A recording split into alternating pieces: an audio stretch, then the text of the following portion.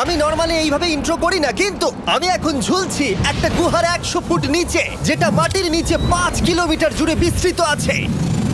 আর আমরা এটা পছন্দ করি বা না করি, যখনই আমি আর আমার বন্ধুরা মাটি টাচ করলাম, আমরা অফিসিয়ালি এখানে আগামী 7টা দিন কাটাতে চলেছি। বাবারে, এটা আমার জীবনে করা সবথেকে ভয়ঙ্কর জিনিস। প্রথমত, আমাদের এখন এখান থেকে অনেকটা দূরে যেতে হবে। কেন? যদি ঝড় বৃষ্টি হয় তাহলে এই পুরো জায়গাটা জলে ভরে যেতে পারে, আর সমুদ্রের মতো ঢেউ এসে সবাইকে ভাসিয়ে নিয়ে যেতে পারে। সেই জন্য আমাদের আরো ভিতরে যেতে হবে একটা বেস ক্যাম্প বানানোর জন্য। ভাই এটা পুরো পাগলাম। এটা একটা অন্য জগৎ মনে হচ্ছে। এই কেভ এন্ট্রান্সটা হয়তো দেখতে সুন্দর, কিন্তু দেখে যা মনে হচ্ছে আসলে তা নয়। আর আমরা হয়তো জানি না যে আগামী 7টা দিন আমাদের জীবনের সব থেকে কঠিন সময় হতে চলেছে। সব থেকে বাজে ডিসিশন। ঠিক আছে, আর কিছুক্ষণের মধ্যেই অন্ধকার হতে চলেছে। ক্যাম্প না করলে আমরা বিপদে পড়বো। আমরা কোথায় যাচ্ছি সেটা কি বলবে? আমাদের ক্যাম্প সেটআপের জন্য একটা ফ্ল্যাট গ্রাউন্ড খুঁজতেই হবে। কেভের ভেতরে ঢোকার পরে আমরা এমন একটা জায়গা খুঁজে পেলাম যেটা অনেকটা উঁচুতে থাকায় আমরা জল থেকে সুরক্ষিত থাকতে পারবো। তার মানে এটা ক্যাম্পের জন্য পারফেক্ট। পারফেক্টটা একটু বেশি হয়ে গেল। মোটামুটি বলা যেতে পারে। ঠিক আছে, ক্যাম্পের জন্য মোটামুটি। প্রথম দিনের বাকিটা আমরা কাটিয়ে দিলাম আমাদের জিনিসপত্র আনতে। প্রত্যেকটা ব্যাগের ওজন প্রায় 80 পাউন্ডস। আর যেমনটা তোমরা ফুটেজে দেখছো, আমরা এটা করতে 4 ঘন্টা লাগিয়ে দিলাম। এখান থেকে যাওয়া খুব কঠিন। তারপরে আমরা সবাই বেস ক্যাম্পে ফিরে গেলাম। ঠিক আছে, আমরা এখানে লাইট লাগিয়ে দিলাম। আমাদের সব জিনিসপত্র হোম বেসে চলে এসেছে। একটু ক্যামেরাটা ওদিকে দেখাবে?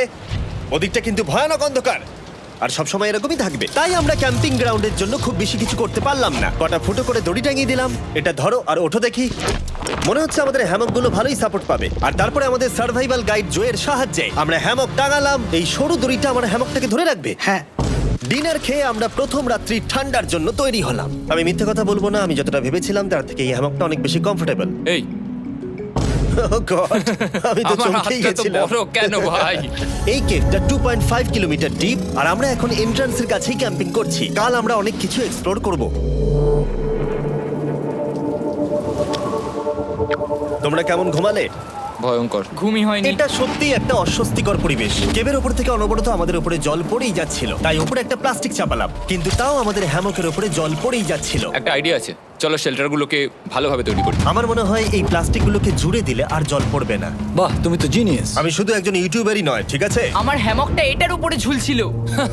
মানে দেখো, আমি আরেকটু হলে হ্যামক থেকে নেমে পড়ে যেতাম। আর আমরা সেই সময় এটা বুঝতেই পারিনি যে এই গর্তটা প্রায় 40 ফুট গভীর। তাই যখন আমি আর শন প্লাস্টিকগুলোকে জুড়ছিলাম, তখন ম্যাক আর কার্ল এই গর্তটা কতটা ভয়ঙ্কর সেটা দেখতে গেল। আমার হ্যামকটা দেখতে পাচ্ছো? ওখানে আমি ঘুমোচ্ছিলাম। এদিকটা দেখো। আর যেহেতু এই কেভে সব একই রকম দেখতে, তাই আমাদেরকে ফলো করা অনেকটাই কঠিন ছিল। এই ম্যাপে তোমরা আমাদের হোম বেস দেখতে পারবে, আর দেখতে পারবে ওরা ওখান থেকে কত দূর হ্যাঁ, যাচ্ছে। এটা তো খুবই ভয়ঙ্কর। ভাই এটা পাগলামো। আর যখন ছেলেরা র্যান্ডমলি এক্সপ্লোর করছিল, তখন আমি আর শন ক্যাম্পে কাজ করছিলাম।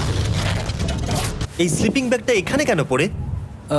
কারণ এটার থেকে পিয়ের গন্ধ বেরোচ্ছে। ইয়া, এটার থেকে শেখা উচিত স্লিপিং ব্যাগ ভাড়া নিতে নেই। আমরা স্লিপিং ব্যাগ কেন ভাড়া আমি- নিয়েছি? কেন আমি আমরা জানি না। স্লিপিং ব্যাগগুলো কিনে আনতে পারলাম না? আর তারপরে আমরা এই দুটো প্লাস্টিককে জিপ টাই দিয়ে জুড়ে দিলাম। কিছু মনে করো না, এই দড়িটার উপরে আমার জীবন বাজি আছে। আর তখন ওইদিকে ম্যাক আর কার্ল তখন ওই গর্তের মধ্যে। ও মাই গড, ম্যাক! আর শেষ পর্যন্ত ওরা একদম নিচে পৌঁছে গেল। এই! আমি তো ভাবলাম সবাই ক্যাম্প নিয়ে কাজ করবে। আমরা শুধু দেখাচ্ছিলাম জায়গাটা কতটা ভয়ঙ্কর। না পড়লেই হবে, তোমাদের স্কিল নেই। আচ্ছা ঠিক আছে। আর যদিও ওদের এবার ফিরে আসা উচিত ছিল, কিন্তু কার্ল আর ম্যাক এটা কতটা গভীর সেটা দেখানোর চেষ্টা করলো। ভাই এটা দেখতে দারুণ লাগছে। তুমি কি নদীটাকে পার করতে পারবে? কিন্তু ওরা এটা জানে না যে এই রিভারটা এই কেভের গোটাটাই জুড়ে আছে। তার মানে এর মধ্যেও আমাদের কিছুটা সময় কাটাতে হতেই পারে। ওই তো ওরা এসে গেছে। এসো। তোমরা রান্না করে রেখেছো তো? হ্যাঁ, রান্না করেছি। ঠিক বলেছ। একটা নতুন বাড়ি, ঠিক বলেছি তো?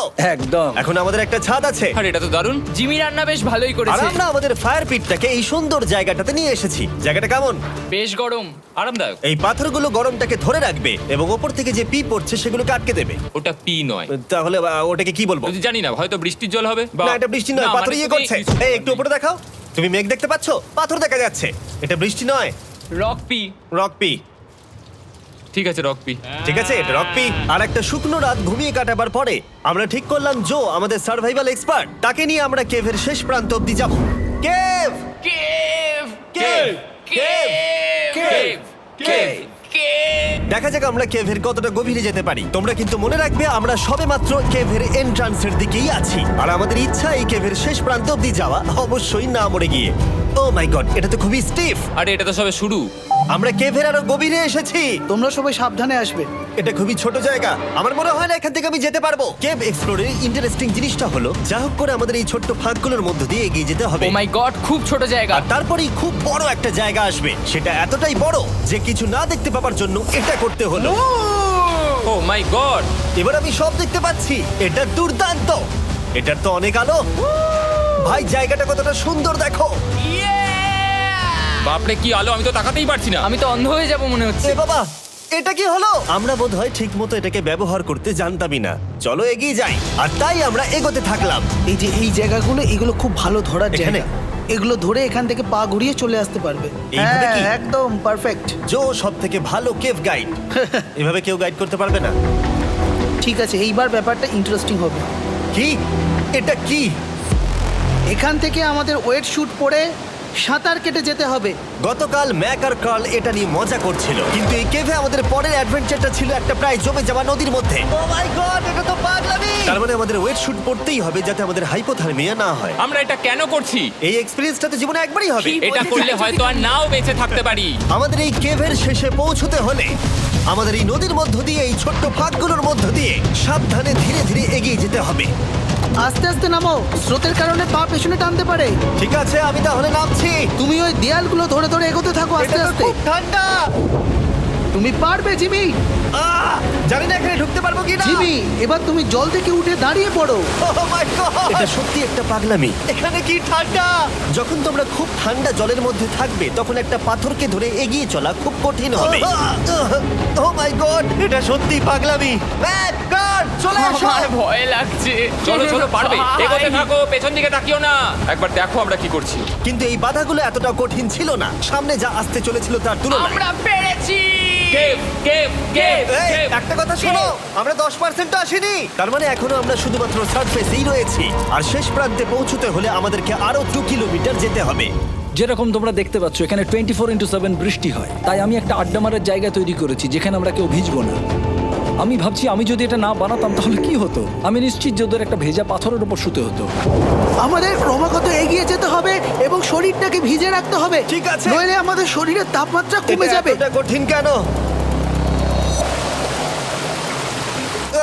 সব থেকে বাজে ব্যাপার হলো আমরা যতটাই দিকে এগোবো ততটাই আমাদের পিছন দিকে ক্যাম্পে ফিরতে হবে। আমাদের পরের বাধাটা হয়তো জলের মধ্যে নয়, কিন্তু তার মানে এটা নয় যে সেটা সহজ হবে। আরে এটা কি মাকড়সার জাল? কিন্তু আমি মাকড়সা দেখতে পাচ্ছি না কেন? তার মানে ওটা আমাদের উপরে আছে। আরে তোমার গায়ে, তোমার গায়ে। আমার বন্ধুরা বলতে বাজে। এই গেমটা মিস্টার বিস ভিডিওর মতো, যত এগোবে ততই কঠিন হবে। সত্যি কথা বলতে যদি আমাদের সাথে জো না থাকতো আমরা মরেই যেতাম। আর 3 ঘন্টা পরে জো আমাদের জন্য একটা বাজে খবর নিয়ে এলো। জল অনেকটা বেড়ে গেছে আর আমরা অনেকটা সময় লাগিয়ে ফেলেছি, তাই আজকে আমাদের আবার ক্যাম্পে ফিরে যেতে হবে। আমি মানবো না। তুমি সেফটি এক্সপার্টের কথা অমান্য করতে পারো না। আমি এটা মানবো না। সত্যি কথা বলতে আমাদেরকে ফিরতেই হতো, কারণ এর আগে আমরা শুট করতে অনেকটাই সময় নষ্ট করে দিয়েছি। তারপর ফ্লেয়ার নিয়ে খেলেছি, তাই আমরা ফিরে যাচ্ছি আর এই মিশনটা আমরা পরের দিন আবার শুরু করব। শন, আমরা এসে গেছি। আরে তুমি এখানে কি করছিলে? এখন তোমরা কেউ ভিজবে না। আমি তো জানতামই না এই লাইটগুলো আমরা এনেছি। এগুলো দারুণ লাগছে তাই না? দুঃখের বিষয় আজকে আমরা মাত্র 20% এগোতে পেরেছি, কিন্তু বিশ্বাস করো আমরা শেষ পর্যন্ত অবশ্যই যাব আগামী কয়েকদিনের মধ্যেই। আমার মনে হয় না। কোনোদিনই হবে না। আমি তো বললাম। আমরা ডে 4টা রেস্ট নেব আর ডে 5-এ চেষ্টা করব এই কেভের শেষ অবধি যাবার। দেখা যাক কি হয়। ডে 3-তে মজা হলো, কালকে আবার দেখা হচ্ছে। আর কেভের ভিতরে 3টে খুব বাজে রাত কাটাবার পরে পরের দিন সকালে আমাদের মাথায় শুধু একটাই কথা আসছিল।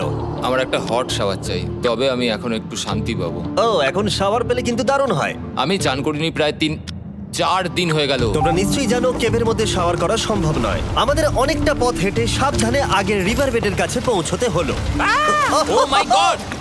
আমি আমার ব্রেনকে ফিল করতে পারছি। আমি এভাবে ব্রেনকে ফিল আমার করিনি। কপালটা জমে গেল পুরো। চলো ড্রোন দিয়ে মাথার চুলগুলো শুকিয়ে নি। এদিকে এসো ড্রোন। ও দাঁড়াও দাঁড়াও দাঁড়াও, এটা কিন্তু কাজ করছে। হ্যাঁ, দারুণ কাজ করছে। ড্রোন থাকতে হেয়ার ড্রায়ারের কি দরকার? আর চুল শুকানোর পর আমরা জয়ের সাথে জার্নির প্ল্যান করতে বসলাম। এটা কি জো? এটাই কেভের ম্যাপ। আগেরবার আমাদের থামতে হয়েছিল কারণ জল খুব জোরে বইছিল। এখন বৃষ্টি কম হচ্ছে, তাই কালকে আমরা নিশ্চয়ই এই কেভের শেষে পৌঁছে যাব। এটা ভয়ঙ্কর হতে চলেছে। প্রথমে আমাদের কালকে যেখান দিয়ে গেলাম সেখান দিয়ে আগে যেতে হবে। জলের মধ্যে ঝাঁপ দিতে হবে এবং পাথর দেখে হাঁটতে হবে। এগুলো সবকটা আমরা যদি পার করতে পারি তাহলে আমরা গ্লো ওয়ার্ম চেম্বারে পৌঁছে যাব। কেমন দেখতে তুমি সেটা বলো না, আমি তোমাদেরকে সারপ্রাইজ দিতে চাই। আমার মনে হয় আমরা পারবো। ওইসব বাদ দাও, আমরা ঠিক কালকে পৌঁছে যাবো। কালকের প্ল্যান আমরা চক আউট করে নিয়েছি। আমরা রেস্ট করছি আর ফেস্টিভ্যাল স্মোর্টস খাচ্ছি আমাদের এনার্জি রিগেন করতে। সবাইকে চিয়ার্স। Yippee! জো এই প্রথমবার ফেস্টিভ্যাল ও, স্মোর্টস দারুণ। খাচ্ছে। জো সত্যি কথা বলবে। এটা দারুণ, তাহলে ভালো লাগলো?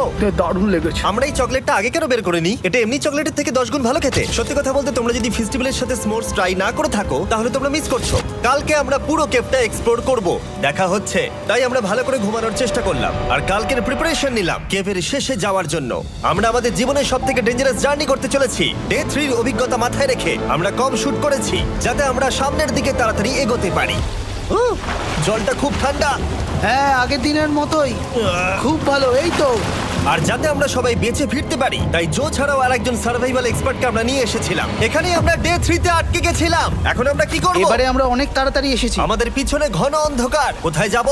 এই রাস্তাটা অনেক সরু এবং হ্যাঁ। স্রোত প্রচুর বেশি, তাই আমরা দেয়ালগুলো ধরে ধরে আস্তে আস্তে এগোবো। এই যে এইভাবে। Oh হ্যাঁ, God! এই রকটায় জাম্প করো। কয়েকটা ভালো পাথর আছে যেগুলোকে তুমি ধরে এগোতে পারবে।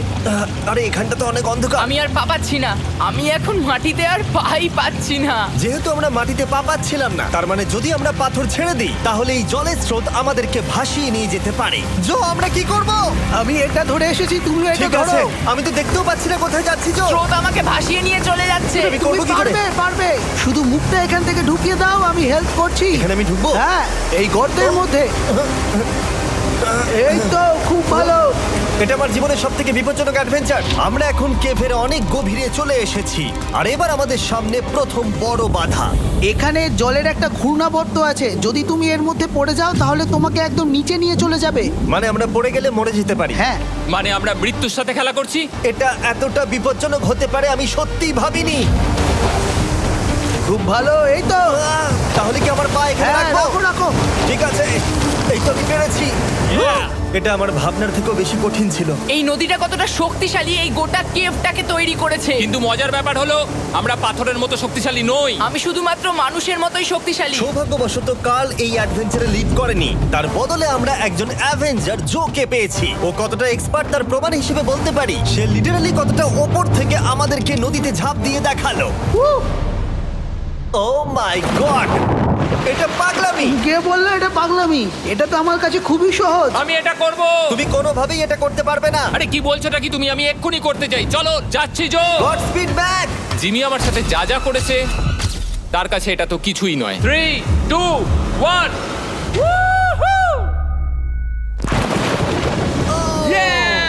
তুমি করবে? না, আমরা না এগুলো শেষ পর্যন্ত যেতে পারবো না। ও মাই গড, আমাদের নিচের দিকে যেতে হবে। আমরা সবসময় স্রোতের উল্টো দিকে কেন যাই? এখন শুধু আমি ভেসে ভেসেই যেতে পারবো, আর কিছু না। এই জলের তলায় অনেক ধারালো পাথর আছে, তোমরা সেগুলোকে দেখতে পাবে না, তাই সাবধানে পা ফেলবে। ও মাই গড, আবার এটা গভীর আরে হচ্ছে। আমার পা তো কিছুর উপরে রাখতে হবে। ছোট পাথরগুলোই একমাত্র বাধা ছিল না, মনে হচ্ছে আমাদের প্রতিটা পদক্ষেপে। ও ভাই, আমি কিচ্ছু দেখতে পাচ্ছি না। এটা খুব ভয়ঙ্কর। কেভটা আরো অন্ধকার হয়ে আসছিল এবং আরো সরু। আর তখন আমরা জানতাম না যে আমরা ফিনিশ লাইন অবধি পৌঁছতে পারবো কিনা। আমি ক্লান্ত হয়ে পড়েছি। এই কেভে আরো কঠিন বাধা আসার আগে তোমাদেরকে আমি কিছু দেখাতে চাইবো। জো, তোমার ব্যাগটা দাও। Thank you. তুমি জানো এর মধ্যে কি আছে? না, জানি না কি আছে। Brand new mister beast lab swamp.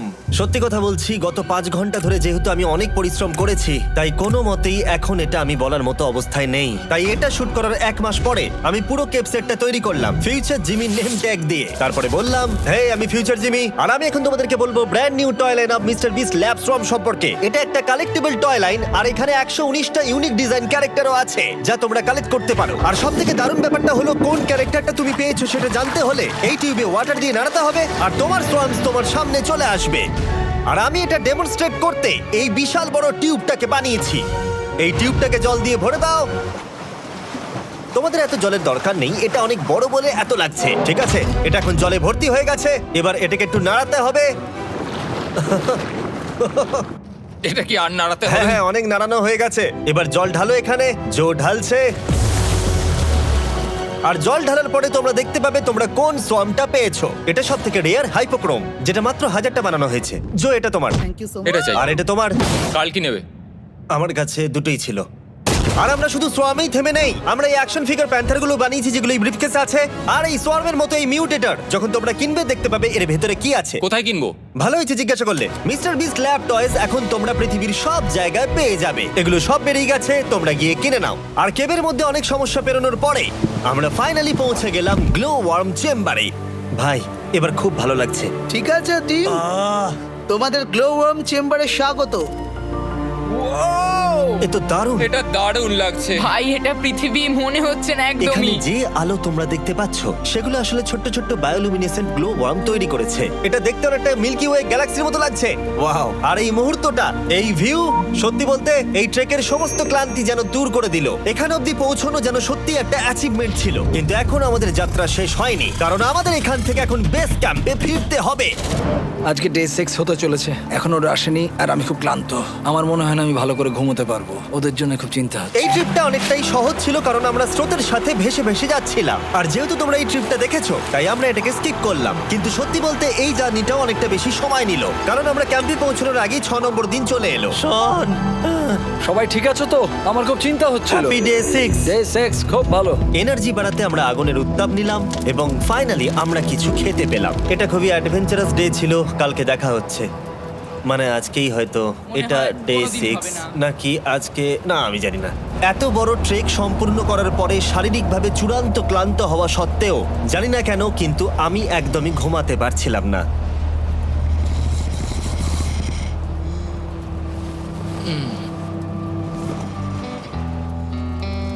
আমি 7 দিন সলিটারি কনফাইনমেন্টে কাটিয়েছি, কবরে কাটিয়েছি, 7 দিন রাফটে থেকেছি। কিন্তু সত্যি কথা বলতে এটা সবার থেকে বেশি কঠিন ছিল, কারণ সব সময় ভিজে, ঠান্ডা, প্রত্যেক মুহূর্তে এই পাথরগুলো শরীরে ব্যথা দিচ্ছে। বেশিরভাগ সময়টাই এই কেভটা দুঃস্বপ্নের মতো ছিল। কিন্তু তোমার আর আমার মধ্যে জিমি! ইয়ো! গার্ড, আমাকে দেখতে পাচ্ছো? এটা পৃথিবীর সবথেকে উজ্জ্বল টর্চ। মজার মুহূর্ত অনেক ছিল। মাটির নিচে 300 ফুট গভীরে অভিযান চালানো থেকে আমাদের সবাই মিলে হ্যামক নিয়ে হাসাহাসি করা সবকিছুই এই অভিযানের অংশ ছিল। যেহেতু আমাদের সঙ্গ দারুণ, চলো তিমির মতো আওয়াজ করো। তাই এই ভিজে, ঠান্ডা, পাথুরে অদ্ভুত কেভের ট্রিপটা বদলে গেল আমাদের জীবনের সব থেকে সুন্দর মুহূর্তে।